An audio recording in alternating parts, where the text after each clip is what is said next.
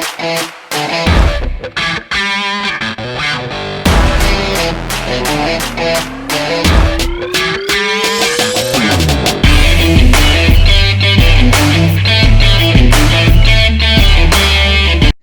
everyone, David Burke here along with Mike Simpson, and welcome to another big exciting episode of When They Were Kings. Today's guest from a iconic perspective in the BRL needs absolutely no introduction. One of the great guys of the BRL, one of the real enforcers of the BRL, and a true great guy of the BRL in the 70s and 80s. It's none other than Campbell. Welcome, Zulu. How are you, my friend? Going well, mate. Going well. Good to see you. Still looking as big and as fit as ever. What's been keeping you trimmed up? I still enjoy going to the gym, mate, and doing some cycle classes and all that. But also I still love a beer, mate. So I wouldn't class myself as a fitness fanatic the way I like a beer. Cheers, mate. Cheers. Yeah, have one for me, boys. Hey, Zulu, before we get into your time at Norse, mate, can we maybe pair back to the early life of Campbell Zulu Jews, mate? Where did you grow up? What was your childhood like? And just maybe give us a bit of intel about that time in your life, please. Yeah, mate, I'm actually a Cronulla junior. I was born in the Shire, they call it now. It used to be called the Sutherland Shire, but now they say the Shire. Started playing football at the age of 12 down there for Cronulla RSL, and then played rugby league with the Cronulla High as well. I actually got my nickname from down there. Was the PE teacher from Cronulla High. He nicknamed me with my way my hair was then. I didn't have the beard then, obviously, but he just called me a big Zulu gollywog, which I don't know if you could say that now, but anyway, that's right. And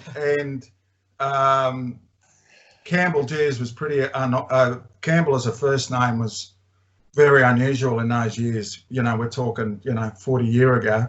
Yeah. People always thought that was a surname. So that's how I found introducing myself to people.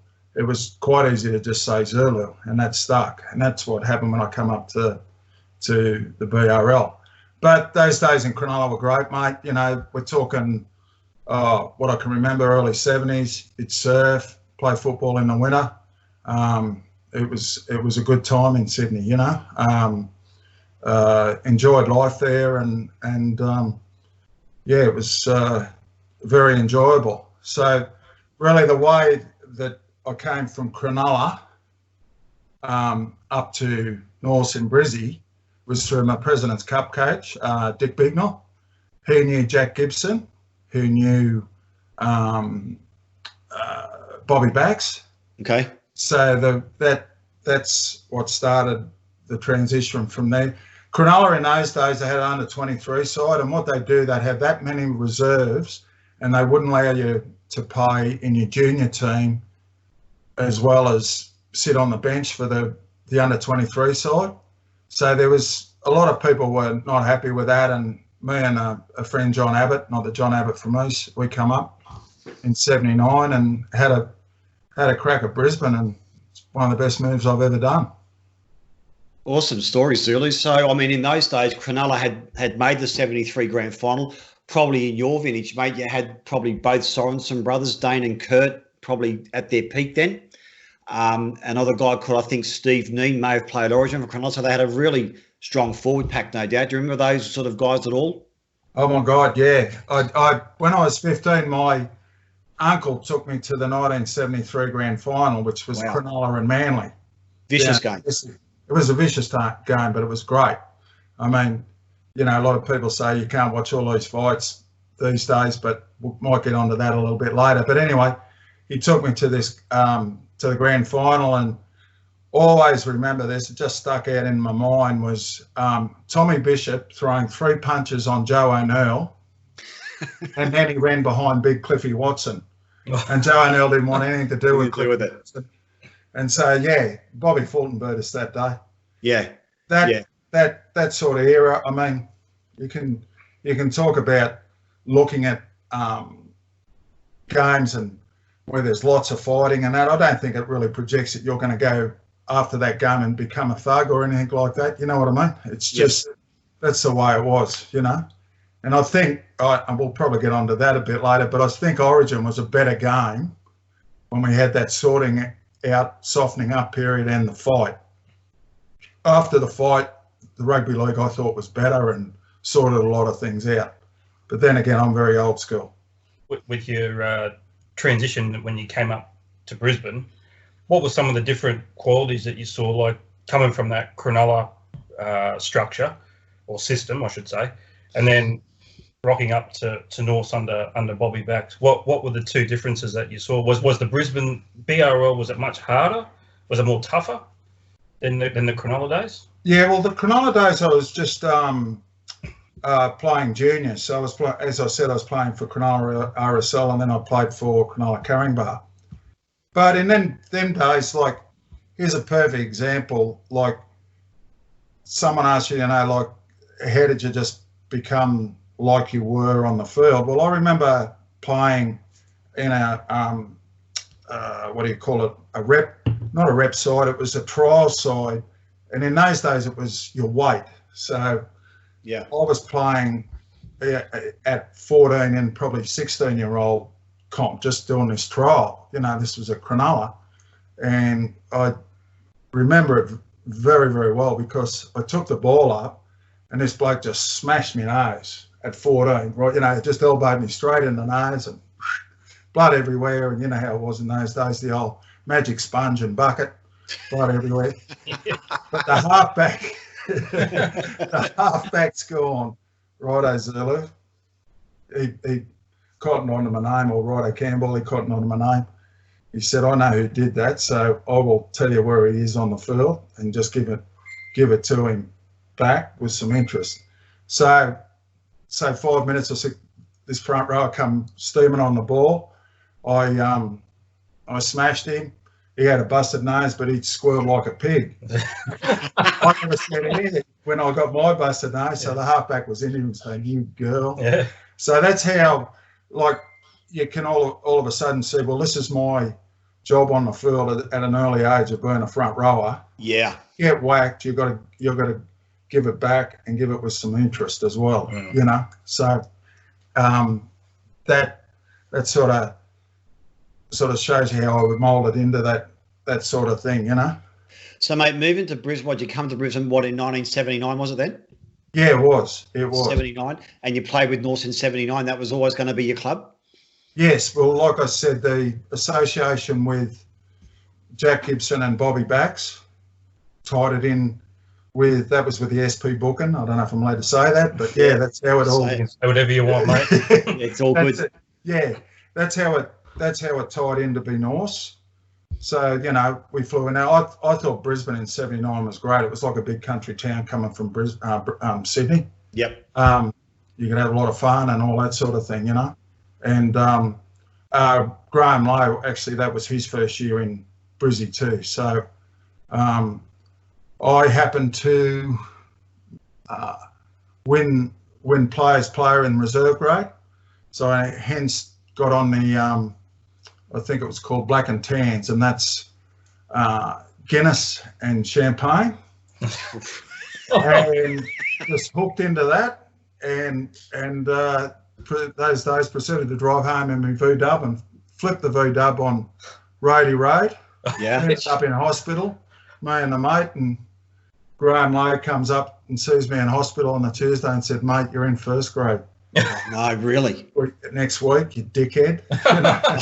So luckily, you know, there wasn't too much damage, but, you know, a few cuts and bruises. And I've got a question for you, though. Yeah. How the hell did you fit into a V-dub? Oh, yeah. Absolutely. They were actually good little cars, actually. Right. They were big bubble heads and, you know, bubble roof, I mean.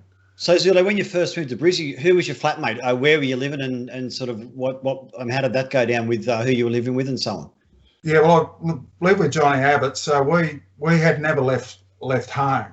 So a classic was people would come around and visit us, and we weren't real good at cleaning up. So there was just sort of footmarks around when there was stubbies and food and all that sort of thing. You know what I mean? Yeah. It was just one of those, oh, now we've got to wash. Oh, who's going to do the washing? And so it was a learning period, mate.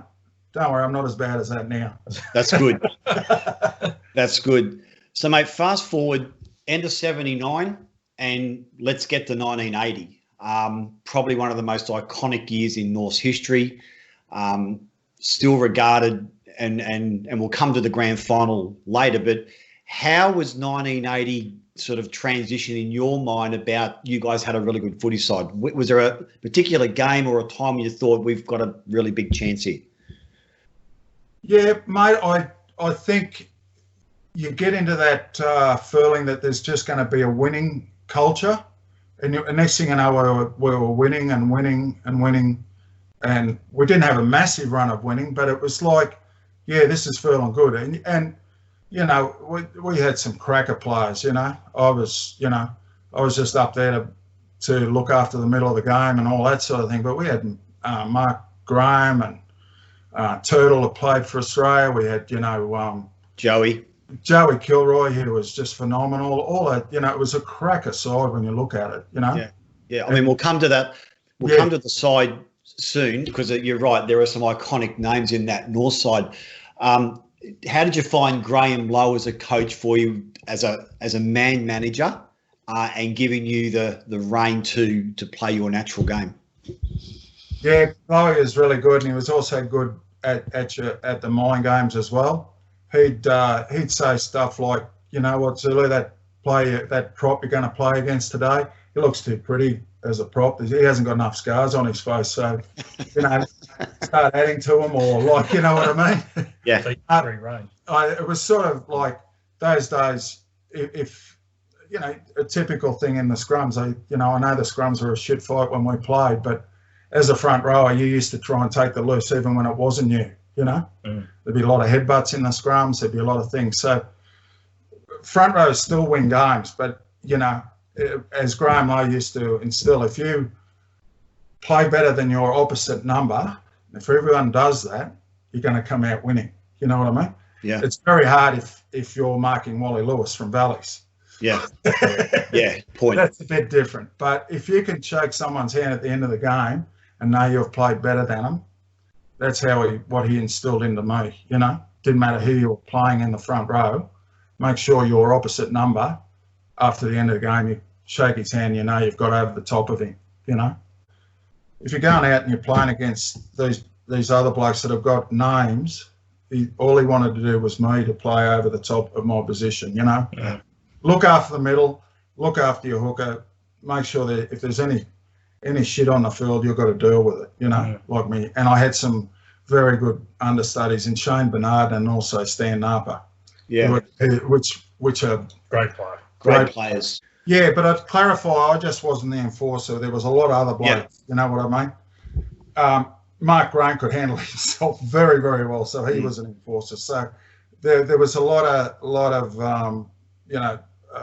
Shane Bernard and the one-legged headband we used to call him because he had a bad knee. Sorry, Joseph. And Stan Napa, like Stan was just a big Kiwi, and he had a busted thumb. I think that's why he was he came on late, but I think he busted his thumb in the preliminary final prelim final. Sorry. So, but I just wasn't the enforcer. The whole pack. The other front rowers and Mark Graham and the other forwards just, we didn't muscle in. We're all muscle in, so it wasn't just me, Yeah. There's probably a lot of blokes out there that would have loved to have played with Mark Graham. What are your memories of that guy? Oh, mate, he just had everything. Like, he was a big bloke. He's nearly as tall as me, doubly as fast, doubly as agile, which wouldn't be hard. But he just was able to read a game. He reminds me of Lewis how to read a game. You know what I mean? He knew where to run. He actually said, "Come and run off me here," or he was actually, Mark Murray was the captain, but he was my leader. He was showing me what to do. He was the forwards captain. I can't give him enough raps, and I think he became an immortal this year, which he deserves thoroughly. I just can't give him enough accolades. He's just got it all. And a great guy as well. Yeah. Well, if you look back at probably, the top 10 second rowers of all time, he's certainly in the top 10, no matter what country they have as second rowers, England, France, New Zealand, Australia. He's certainly in the top 10 of second rowers in history, without a doubt. A fantastic player. And he seemed like a genuinely nice guy as well, Zulu. I assume he had a lot of respect with the players.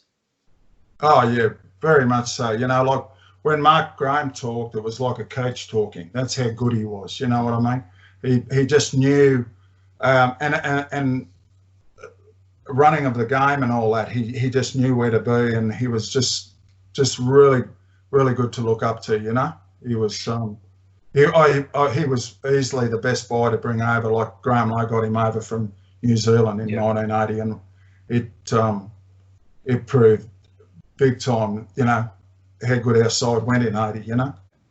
And it was probably at that time, Zulu, where the name Bashart Park originated, to be honest with you. It's like, as a player, when I was playing for Souths and Valleys, I'd be shit scared going there on game days. You knew what you're up against. But surely that was something you guys psychologically enjoyed, playing there with the momentum of the crowd you would have had behind you. Oh, yeah. Like, it's, gone down as folklore as Bashart Park. But, what I've heard, sides used to dread coming out there. Yeah. You know what I mean? And most sides knew if they started a fight, well, it was going to be on for young and old. You know what I mean? So I think at the end they tried to avoid that. You know what I mean? But, I remember, Blake saying, don't pull Zulu's beard or fire him up too much. You know what I mean? And all this sort of thing in the scrums and that. But, yeah, it was very iconic there, mate. With the but that was the way it was that day. If you got hit late in a tackle, you kept it in the memory bank and squared up and hopefully added a bit of interest so we'd think about it next time. So yeah, but it was great playing at Bishop Park. Yeah. It's just a little bit off. I think I got a ball inside from Neville Draper, or it might have been Shane Bernardin. Sorry about the memory, but I think I ran about 50 metres to score, and I was running straight towards the pig pen, and in those days, the pig pen started early. Yeah, gotcha. The old Piggy Riddell thing? Yep. Well, I fair dinkum felt like, after I put the pride out, jumping the fence and sculling a can of beer. Because it all erupted, and it was just really good, and you had the chant going then too, which was great too. And that really lifted me too. I was one of those players. Other supporters hated me, but if you're a North supporter, they love me. So I fed off both. So it's the old saying: if they're talking about you, you must be doing something right. Correct. Spot on. We were talking, Berkey, with previous guests that we've had on, mate, about the atmosphere of the BRL. Yeah. And how good it was, and for people that never sampled it will never understand. On game days, Zulu, like Bashart, it wasn't just Bashart Park. You go to any suburban ground in Brisbane, fair dinkum, mate, the crowd would go nuts. It wouldn't matter where you went. Yeah. Just name a club that there was 20,000 people there. It was just ridiculous. Yeah, it was good crowd scene. What were your memories though, like of other grounds? Like, was there a ground that you didn't like going to? Like, yeah, look, I remember it was always on with brothers. Norths and brothers hated each other, and it was just one of those things. I don't know if it come through. I think Baxi was originally a coach or ran brothers at one stage, but that was my first trial game when I come up from Sydney. We got flown up, me and Johnny Abbott. It was the first trial game against brothers, and playing reserve grade. And actually, Billy Shepherd, this is getting back to my nickname, was throwing the jerseys out, and he said, "Oh, Campbell Jews," I'm sitting down. He's going, "Campbell Jews." He said, "Who's got a fucking name, Campbell Jews?" And I stood up. I said, "That'd be fucking me," and just call me Zulu. Yeah. So that's how it really stuck in the club so quickly. Yeah. But you could feel that, I said to Abbo before we ran out, I said, they don't like each other, brothers and Norths, at all. Yeah. You know what I mean? You just could feel it straight away, and that was at Corbett Park. So it was always on if we're playing brothers, but probably there was probably not a ground I didn't like going to. It wasn't like I just obviously loved the home games. Yeah. But love Lang Park because we had Victor Di Pasquale who owned Nanda Spaghetti. Of course, yeah. And I think we had sometimes a Saturday game, or if not that, it was a Sunday game or something like that. It was just, he got that much TV out of the game that year. He was wrapped, So, but it was. I really enjoyed playing at Lang Park too. Yeah. You know what I mean? What are your memories of Victor? Oh, great guy, great guy. He promised me he'd let me drive his Lamborghini or Ferrari or whatever he had if he won the grand final. Never come through. He said, "You're not sober enough, Zerly, to let you in this." So he probably remembers the story about the V-dub. That's why. Yeah. Exactly. He was, when people got a lot of money and they're a bit up themselves, and Victor's nothing like that. He's just a great guy. Yeah. Well, with you guys, he would have been brought down to earth, I assume, pretty quick if he was a big head. Yes, exactly, mate. Yeah, a bit old school that way. Yeah. So, Zulu, 1980's going really well. Obviously, we get to the grand final. Now, South were probably red-hot favourites because the old saying goes, you've got to lose one to win one. They'd been flogged by Valleys in 79, 26-0. I've just watched the video of the game myself just to refresh my memory. How was Zulu Jews in the lead up to the grand final? After you've realised you'd made it, how were you feeling in that lead-up moments? Like the week before and so on. Yeah. Well, before the game, mate, this is before mobile phones. I was working as a storeman and packer. And 4IP, I think on the Wednesday, their league team said Jeff Naylor, Billy Johnson and Dave Brown are just going to smash Campbell, Zulu Jews, Greg Kinescu, Shane Bernard in the front row. They're just going to wipe them. So I get a phone call from one of the mates. Oh, can you take the call? You should have just heard what I just heard on 4IPs earlier. Yada yada yada. They're just gonna smash you on Saturday or Sunday, whatever it was. Saturday, I think it was. And look, mate, that sort of stuff. I was ready to rock on the Wednesday after hearing that. You know what I mean? Yeah. So they put us up at the.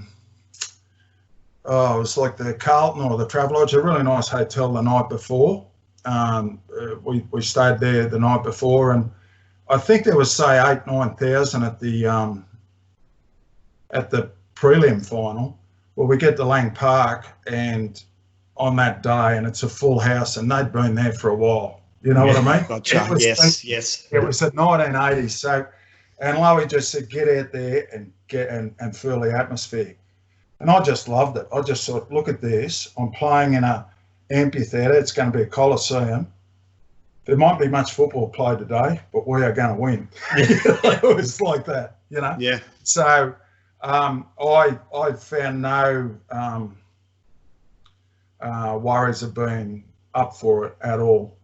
It's a bit like I feel when I watch a state origin and someone's had a really good game, I think, well, how can that be when it's the nearly pinnacle of rugby league, and it's usually in massive full stadiums. You know what I mean? Yeah. I understand you can have a bad day, but I just knew if we, as you know, especially in a grand final, the three front rowers or the front row will win you the game. Yep. So there was no way I'm going to let them get over the top of us that day. So in the dressing sheds prior to the game, Graham Lowe makes that final address to the players. Yeah. Do you remember that speech? I sort of do, but it's probably not recollecting in my mind because I think, like one of my mates said, I was walking up and down the sideline as I came out of the sheds, and they reckon I look like a caged tiger. You know what I mean? I was just pacing up and down. I was not really like so. But Lowy would have just said, there's only one. I do remember you saying things. There's that many great players that have never won a grand final, and they really regret it. You'll only have one crack at this. Just think about that, and just all that stuff, like he'd reiterate, you got to play better than your number 13, I think, or number 11, because the numbers were around the wrong or different to what they are now. Yeah. If you play over your front row and come out of it better, you know, and that day proved it. You know what I mean? We just everyone lifted. You know, Joe Kilroy had a blinder. Oh, yeah. A lot of people say that was probably the best game I've ever played. I think I've played a bit better games, but I was happy. If you're going to have a blind, you're going to have one in the big one, you know. Yeah. And I was happy to, you know, be a part of it, you know. So, Zulu, looking at the highlights early, there was a nice blue early. So you guys got really involved and up in South's faces. Like looking at the highlights, you went straight to Jeff Naylor. I think Mel had a real go at Peter Dutton. Ross Hemrick, I think, put George Morocco on his backside. So you guys were really up in their face nice and early, weren't you? Oh yeah, mate. Look, I think someone clipped Turtle, you know, in the dummy half, and that was it. I've said, right, it's on there, you know. So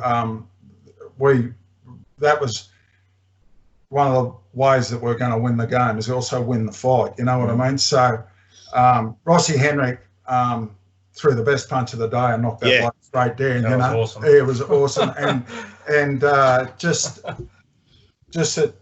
the fact that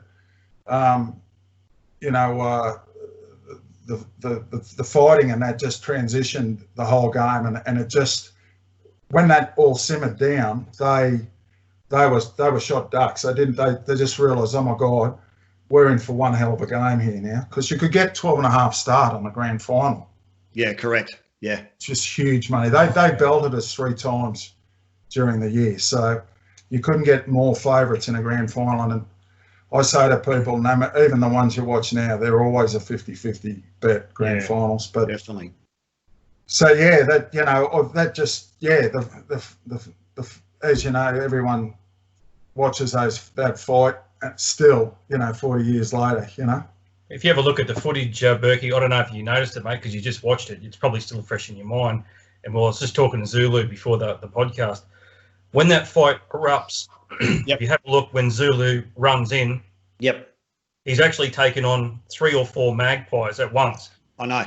And they're into him, but he's somehow managed to get out of it. He's taken on the whole 4 of them. Correct. Because it took 4 blokes to bloody get him down, you know. So, but it's quite good footage to look back on. That it just goes to show that you were a marked man. Everyone was coming in to get you because you know, that point, because they knew that, you know, you would have gone berserk, which you did. Yes. So, if I can just pair back at the footage, Zulu, the guy that actually clocked Greg Kinescu was former Australian boxing champion Billy Johnson, was the one who clocked him when he was on the ground. Oh, that's what happened, right? Yes. Yeah. So Billy, so Billy could go. Having watched the footage, some of your tries, the try by Brian Dunn with Smoke and Joe's 60-metre run, and the try by Ross Henrik was just exquisite ball movement. Like, your ball movement in that game was fantastic. Yeah, very much so, mate. And Brian, like Joey Kilroy, was super fast. But what people don't realise, Brian Dunn had the record there running around the baseball diamonds. That's how quick he was. And Dunny was a big guy, so he could motor as well. You know what I mean? Joey's probably quick out of the marks. I think it'd be a tied race at the 100-metre mark. But, you know, we had and Rossi Henry was a great halfback. You know what I mean? Definitely. He never took a backward step, and you sort of, you know, and you had Mark Murray and, you know, Duddo. Really, it's a good side. Pairing of blokes, and it all sort of clicked there that day as well, you know. It was a really, really good side. Like, as you said, Murray, Hendrick, yourself, Bernard and Kinescu, Graham, Smoke and Joe, Kilroy. It was a very, very strong side. Yeah. And Neville Draper was a very underrated player too. I think he won the Rothmans the year before. Yeah. But he was, and also Gary Walker, you know, he's very, very solid there in defence and that. Do you still catch up with the guys, Zulu? Do you have reunions often, you blokes? Yeah, look, we've got one this year. As I was saying to Mike, the guys I probably have drinks with more, a bit of the lower grader guys. We had a drink in February, and Stan was there, and the Elrays and the Tomos and all that. I'm not going to say everyone, but they're the people that I've really have drinks with when it's a Norse drink, you know. A lot of the times that 80 side is very hard to get together, but I'm hoping obviously this year it all comes together. Like Mark Graham, he works up at the cold port handling thing at Gladstone. Yep. So hopefully he can come down, and everyone's moved around a bit. But like I had a beer with Mark Murray the other day. We've done a minor league. So you know, I'm really hoping. Joe's over at Stratty, as you probably know, Joey Gilroy. Yeah. So we're really hoping if with the coronavirus, it gets cleared and we do have some sort of reunion to this year. So, but you know, there's a lot of the guys that I had drinks with in February that I've known for 41 years. You know what I mean? Yeah. Yeah. Right. You know, and we're still strong as ever, and we still have a beer and. Good on you, mate. You've got plenty to talk about. Can you remember your post-match celebrations? How long do they last for after 1980? A week or so? Oh, yeah, mate. And it's a really good story. I think on the Mad Monday, it might have been even after the Mad Monday, but no, it was Mad Monday. So obviously we just drank ourselves to oblivion on the Sunday. Got up early Mad Monday, and I'm walking down the hill at Shaw Road at Wavell Heights. Yep. And I'm going to the top pub at Nunda, and this bloke comes running out of his house, and he's got a big tawley and another tawley. He says, "You're going to drink this tawley with me." I said, "No, I can't. You know, I've had about 2 hours sleep." He said, "No, you must. He said, I had money on the game and I won about 7,000-8,000. Wow. He bought himself a brand new Kingswood with that 1980. Jeez.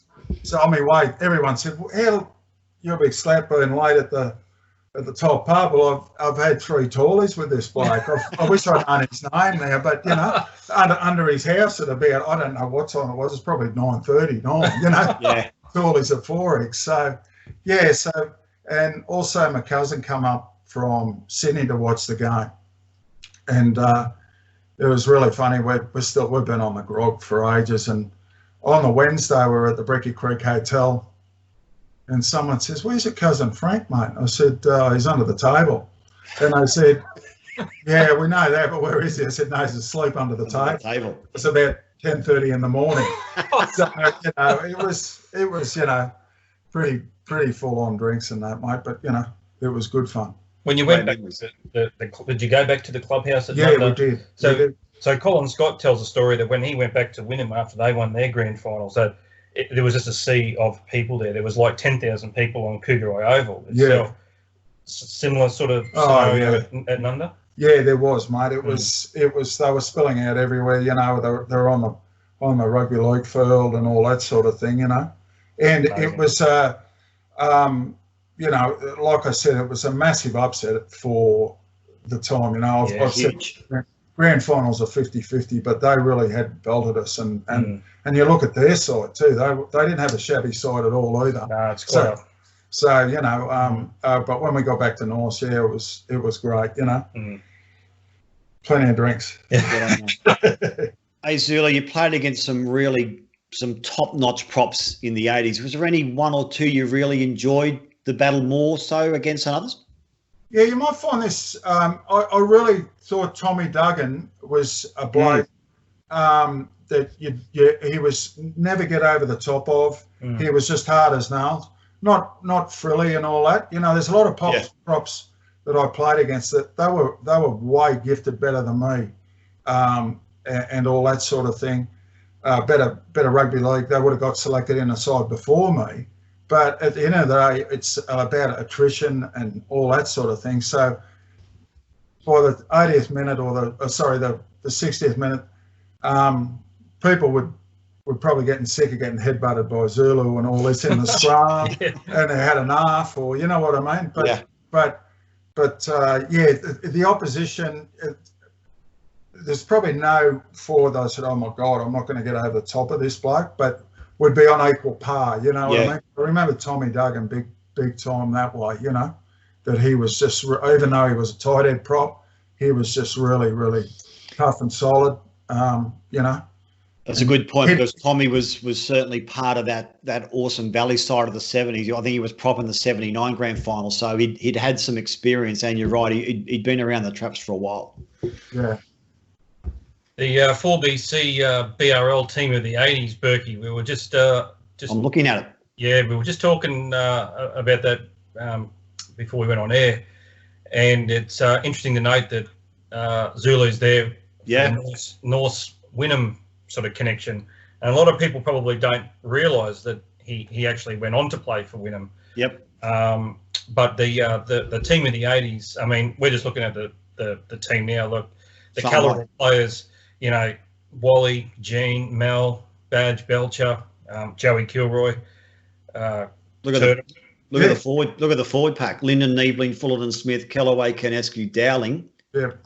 It's a pretty awesome forward pack too. And sorry, there's a guy that you would never get over the top of. Horse, Brian Niebling. Yeah. He'd just be like the same every week, just, you know, bang, bang, you know what I mean? Could take the ball up, really think. I actually got a phone call from who, I think it was John McCoy, who rang me. I thought it was a joke. I said, "You what?" How did I make it? He said, "No, mate, no, he said, you come in at number 17. I said, "You're kidding, aren't you?" And it's interesting to note there on the reserve bench, Daryl Duncan. Yeah, Duncan. You know, he was just he just went out and did his job, didn't he? Yes. You know, he was actually quite a gifted footballer, I Oh, thought. Dunk had a lot of talent. Didn't you know, not the best of trainer, but No, you know, no. but he was very gifted footballer. Yeah. Can I just maybe fast forward? So the move from North to Wynnum, what started that move? You wanted a new start, or how did that come about, mate? Yeah, well, Johnny Payne, I was good mates with Payne, and he got me across, and I just thought I needed a little bit of a change. Yeah. But my year at Wynnum, I had a lot of injuries and really struggled to make the side. And they're a great bunch of blokes out there, but I knew after I'd finished my year there, I just wanted to be back at Norse. So at the end of the day, my decision, I would have probably rather stay at Norse, but that wasn't a reflection of anyone at Wynnum, you know. Yeah. It's a great club and a great bunch of blokes, and Desi Morris was a great coach there as well. So, you know, but I just longed to get back to Bash Up Park. And in the 85-86 off season, you went to Keighley in the UK. Yeah. And you had an off season with Keighley. Yeah, that's right. Yeah. That's right. Good memories, mate. Oh, it was terrific. Yeah. I get over there, and it's obviously in those days it was played in their winter, and that winter that we were there, they had the coldest winter. It's only just been broken, you know what I mean? Mm. So we'd go train, and I had the big beard and the balaclava on, and everything would just freeze, you know, like I mean, it just Yes. and our ground didn't have underground heating, so a lot of games couldn't be played. You couldn't train on it because everything could freeze in the mud. The mud footprints would just freeze, so it'd be like glass. You couldn't freeze. So one of the things that's just come to mind was a classic. We got ready to play one day, and they said, "Oh, the game's off." I said, "What do you mean the game's off?" They said, "Oh, I said the game's off." They said, "Yeah, it's a fog." I said, "Oh, the fog. What do you mean the fog?" And anyway, you would luckily be able to see a metre in front of you. It's the old Moors piece of fog. So nothing like it in Australia. Really? You couldn't pass the ball to another person more than, it's probably 2 metres. You know what I mean? Mm. Yeah. You just couldn't see a thing. So that was called off. But no, I had some great times there, and it was nice to be in a small country town like it was. But, you know, they really liked us there and all that sort of thing. I actually, one of my first games there, I had some bruising. I said, "Oh, you got any ice?" And they said, "Ice? What's the ice for?" And I said, "Oh, well, really?" So I for charity, I shaved my beard off over there. Oh, right. Yeah, and they got an ice machine, and yeah, that went over extremely well. You know what I mean? But Fantastic. So, yeah, it really enjoyed it over there. You know, that's another thing. I knew there was something in the back of my head. I get set up. We played Lee going into the Challenge Cup. You know, and Lee were a first grade side, so it's a bit like the FA Cup. It's straight knockout. And one of the centres, he was a well-known centre, Brockwell, or whatever his name was. He used to play for Norse in Sydney. You know, Yep. I hit him late and all that, and got sent off. I couldn't believe I got sent off. I said, "You're kidding me," you know. So I get sent off, and rugby league coach then, Peter Rowe, said, "Zulu, when we go to the British judiciary, don't tell me about your send-offs in Australia." I said, "Oh yeah, no worries." So anyway, we get to the judiciary, and it's just like you see in the movies, the big massive armchair, and it's all oak and all that, and there's a guy looking like Winston Churchill there, you know what I mean? And he read out the charge, and I said, "Oh, look, not guilty." He said, "Have you had any send-offs in Australia?" I said, "No." And he said, "I'm going to ask you that question again. Have you had any send-offs in Australia?" And I went, "No." And I looked over at Peter Rowe, and he said, "Oh, we've just got a fax here through from the Australian Rugby League." And he read me send-offs in.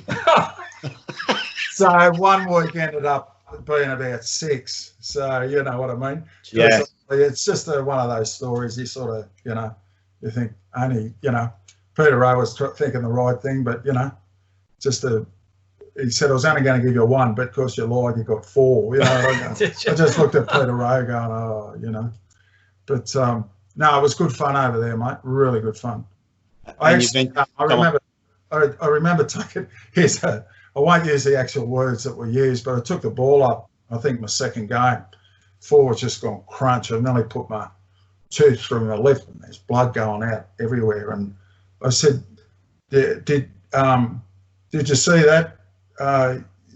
He didn't penalise or anything." I said, "Did you see that, you pommy bastard?" I said to the referee. He said, "Shut up, you convict, see." Oh, really? Oh, so nasty. So I thought, "Oh, welcome to England." Yeah. So obviously when that bloke took it up, I've gone crunch, penalty. So it was play on. So yeah, it's just the way, you know. Yeah. Hey, Simo, do you want to maybe any closing thoughts with Zulu, buddy? Just, I suppose, Berkey, because Zulu said that he was really touched, you know, with us having him on the show. Sure. But I suppose from our perspective, we're doing this show when they were Kings because in our eyes you were back in in the BRL competition. You were iconic. You were a cult figure. You were feared, you know, but you were also one of the genuine guys of the competition, mate. So I suppose from our perspective is that, you know, we haven't forgotten blokes like you. No. And we really appreciate the service that you've given to rugby league, especially the BRL competition. And look, if the chance of you not coming up to Brisbane, we might not have ever heard of Zulu Jews. Yeah. Do you know what I mean? Correct. So I think the invaluable service that you've given to the competition, mate, and I think there's going to be a lot of people going to enjoy this podcast and hearing your story. So Oh, that's great. That's great. Yeah, Zulu, thank you so much. As Simo said, mate, as a kid growing up, it was just great watching you at those grounds. The passion you displayed as a player, and it was just great as a kid, even though back then I was a Redcliffe / South sort of guy, watching you play, the crowds erupting when when you're involved in every play, and that Zulu chant it's really just one of the iconic chants of the BRL, let's be honest with you. Yeah. So, mate, I can't thank you enough today, Zulu, for being part of our show.